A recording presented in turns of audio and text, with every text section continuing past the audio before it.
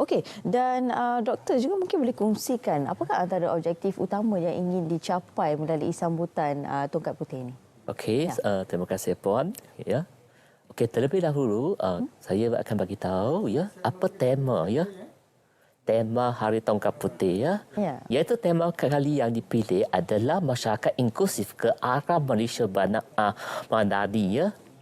So, apa objektif utama Tongkat Putih? Ramai orang, I think termasuk juga kita OKU penglihatan, kita kurang pasti apa objektif sebenarnya Hari Tongkat Putih kepada masyarakat OKU penglihatannya.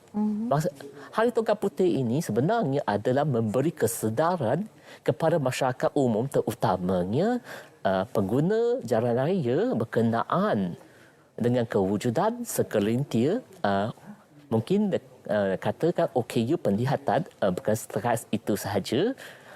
Ada sedikit pun macam kanak-kanak warga emas ya yang perlu para pembantu kereta sama ada pengguna ataupun secara perdagangan lah ya. Mereka lebih berhati-hati terhadap pengguna kumpulan ini ya, sebab maklumlah kan terutamanya di kota bandaraya ini kenderaan banyak. Ya, kita terpaksa seringkali tengok ramai kita OKU kita berjalan tepi jalan, itu yang perlu para pembantu lebih membantu kita supaya kita dapat sampai ke destinasi kita dengan selamat ya.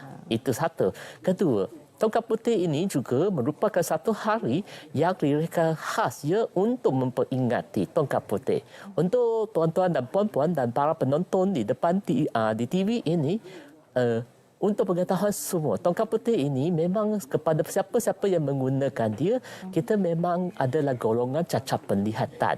Walaupun ada kemungkinan rupa bentuk kita seperti orang biasa ya, tetapi kita memang adalah golongan cacat penglihatan. Itu adalah objektif yang paling utamalah. Kedua, objektif yang kedua yang untuk Tongkat Putih tahun ini pihak kita memilih adalah kesedaran ya, terutamanya service provider ataupun penyediaan perkhidmatan pengantarkan awam untuk menitik beratkan keboleh aksesan dan mampu bayar untuk terutamanya untuk golongan OKU, khasnya kepada OKU penglihatan lah. Sebab kita tahu bukan semua pengangkutan mula akses kepada OKU, terutamanya OKU penglihatan. Saya ambil contoh, kalau untuk bas, ya, kalau kita tak tahu perjalanan bas itu sampai ke stesen mana, perhentian bas mana. Betul. Ini yang perlu yang golongan masyarakat lebih titik belas atas aspek itu, terutamanya keselamatan semasa golongan OKU yang menggunakan pengangkutan tersebut. Sebab kita tahu pengangkutan awam ini memang sangat pentingnya untuk memastikan keboleh pasaran ya pekerja-pekerja OKU ini. Dan kita OKU seperti orang biasa juga perlu pergi bekerja dan perlu menggunakan public transport ini untuk menjalankan kehidupan harian kita. Ya, yang seterusnya apa istimewa ya Hari Tongkat Putih tahun ini? Kali ini Tongkat Putih, hari sambutan Tongkat Putih antarabangsa peringkat kebangsaan ke-12 ini, kita ajak kerjasama korporat ya, korporat dan pihak swasta bersama-sama dengan kita untuk berlangsungkan projek ini ya. Antara dua rakan strategi Tongkat Putih hari ini ya, kali ini yang ke-15 yang bakal berlangsung di Taman Tasik Titi Wangsa, kita ada Asia Retailing Change Foundation Federation ya, ARFF, dan Pertubuhan Mata Kasih Kuala Lumpur. Dua pertubuhan ini, dua syarikat ini membantu kita untuk menjayakan program Hari Tongkat Putih lah. So dengan ini saya berambil kesempatan kali ini mengucapkan kepada rakan strategi kita. Ya, Puan? Baik, itu dia sedikit sebanyak berkenaan dengan objektif utama acara ataupun sambutan ini diadakan setiap tahun. Baik, Encik Khairul juga, bila kita bercakap tentang acara sambutan Hari Tongkat Sedunia ini, kita nak tahu juga untuk mungkin boleh berikan penjelasan di manakah lokasi-lokasi yang pernah disambut acara ataupun sambutan Hari Tongkat Putih ini. Baik, terima kasih kepada Puan Sofia. Dan untuk makluman para penonton, beberapa bandar pernah kita jelajahlah untuk sambutan Hari Tonggak Putih. Antaranya kita pernah adakan di Melaka, Terengganu, Alustar Kedah, Alustar, dan kemudian kita pergi ke Johor Bahru, Kuching, Kuala Lumpur, Kota Kinabalu, Pulau Pinang, dan selepas itu kita berhenti seketika kerana pandemik COVID-19 yang kita sedia maklum bahawa pada masa itu tidak ada acara yang dibenarkan. Jadi selepas itu kita adakan sedikit kelainan kerana kita pernah adakan juga sambutan Hari Tongkat Putih ini bersama dengan Agrobank, dan kali ini kita kembali ke wilayah Persekutuan Kuala Lumpur di Taman Tasik Tita Wangsa bersama dengan masyarakat awam di Kuala Lumpur. Okey, dan acara sambutan kali ini, Doktor, apakah antara intipatinya? Okey. Untuk acara ini, seperti biasa, kita pada sebelah pagi kita akan buat perarakan untuk menarik perhatian macam mana OKU penglihatan bergerak dan acara ini kita selitkan dengan beberapa acara lain lah. Seperti kita akan membantu tunjuk aja macam mana OKU masyarakat umum untuk membantu membawa OKU penglihatan. Sebab ini perlu kemahiran ya. Betul. Kita bukan jumpa OKU penglihatan, kita main bawa mereka sahaja. Betul. So kita akan ada tunjuk aja, kita akan ajar dan bersama-sama berarakan itu ada volunteer sukarelawan daripada pelbagai peringkat umur dan pelbagai latar belakang lah ya.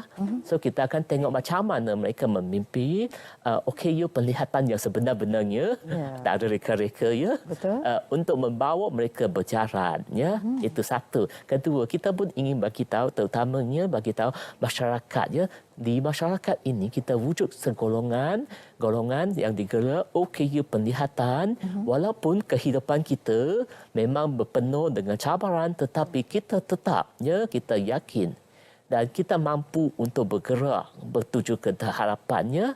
Selain daripada itu, acara itu kita pun ada selit dengan pameran kita akan ada pameran pelbagai, termasuk juga daripada pihak perpustakaan negara So mereka akan adakan pameran. Rasa dalam pameran itu juga kita akan tunjukkan buku-buku braille ataupun buku-buku tulisan orang buta untuk ditonton dan ditengok oleh masyarakat umum. Jenis tulisan orang braille sebab saya rasa semua orang pun akan tertanya-tanya macam mana golongan OKU penglihatan mereka boleh membaca buku. Kita akan tunjukkan buku itu. Dan selain daripada itu, kita pun ada dapat pameran daripada bomba Kita akan tengok macam mana peralatan bomba dan bila masa kecemasan, macam mana pasukan ini dapat menyelamatkan nyawa kita. Kita turut dijemput juga adalah hospital. Semua dijemput hadir untuk datang. Kita akan sediakan peperiksaan kesihatan secara terutamanya kepada semua masyarakat. Kita tahu kan, kita memang penting menjaga kesihatan. Betul. Dan kita pun akan turut ada pemeriksaan mata. Sebab kita serta ada sesetengah penyakit kita dapat dikesan melalui peringkat awal. Dan pencegahan di peringkat awal akan boleh menyelamatkan kadar penglihatan. Dan seterusnya kita akan boleh mengelakkan masalah yang tidak diingini pada masa akan datang. Okey. Dan Cik Karong, mungkin ada sedikit kata-kata akhir dan juga menyeru orang ramai untuk sama-sama untuk kita menyambut sambutan Hari Tongkat Putih sedunia. Sebelum ke kata-kata akhir itu, saya ingin menambah sedikitlah berkenaan dengan penyertaan. Selain dari penyertaan peserta dari Pertubuhan Orang Cacat Penglihatan Malaysia seluruh Malaysia itu, kita juga ada peserta yang kita undang dari beberapa organisasi OKU penglihatan yang lain untuk turut sama menghadiri program ini.